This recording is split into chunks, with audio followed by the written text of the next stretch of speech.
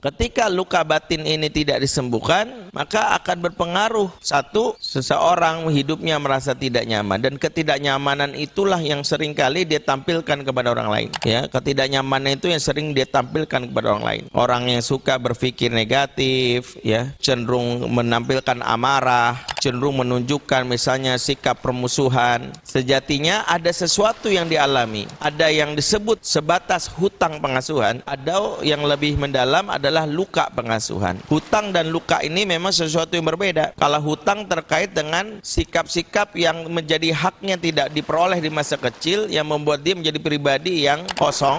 Ya, misalnya orang-orang yang tidak pernah mendapatkan kasih sayang, sulit dia untuk bisa menyayangi. Ya, orang-orang yang tidak pernah mendapatkan kata-kata yang lembut, sulit dia untuk berkata-kata lembut. Sehingga kita dapati ada orang kok pasangan kita kok kaku banget ya. Dia tahu hadis tentang bagaimana memuliakan istrinya, bagaimana Rasul merayu istrinya berkata-kata yang lembut, tapi kok dia nggak bisa berkata lembut ya. Dia tahu tentang bagaimana ya kalau Rasulullah di dalam hadis bisa membantu urusan rumah tangga di rumah, mulai dari mencuci bajunya, membantu di dapur, tapi kok dia nggak pernah melakukan itu ya, padahal dia misalnya seorang yang ustadz. Maka kita bisa pahami dari satu sisi, jangan-jangan dia mendapatkan sebut hutang pengasuhan. Dan hutang pengasuhan yang paling fatal, yang mendekati luka adalah kalau hak-hak yang terkait dengan emosi di masa kecilnya tidak terpenuhi, yaitu terkait dengan kenyamanan psikis, dimulai dari pelukan, ciuman, ya, sentuhan fisik, di mana kulit mendapatkan ya belayan yang cukup dari orang tuanya, sehingga sebagian besar orang-orang yang tidak mendapatkan pelukan, sentuhan, terutama di bagian kulitnya, akan berpengaruh terhadap jiwa dia yang cenderung mungkin emosional, negative thinking. Ya, orang lain, ada para pakar menyebutnya sebagai skin hanger. Apa itu skin hanger? Orang yang tidak pernah mendapatkan sentuhan atau pelukan di masa kecil, dan ini akan menjadi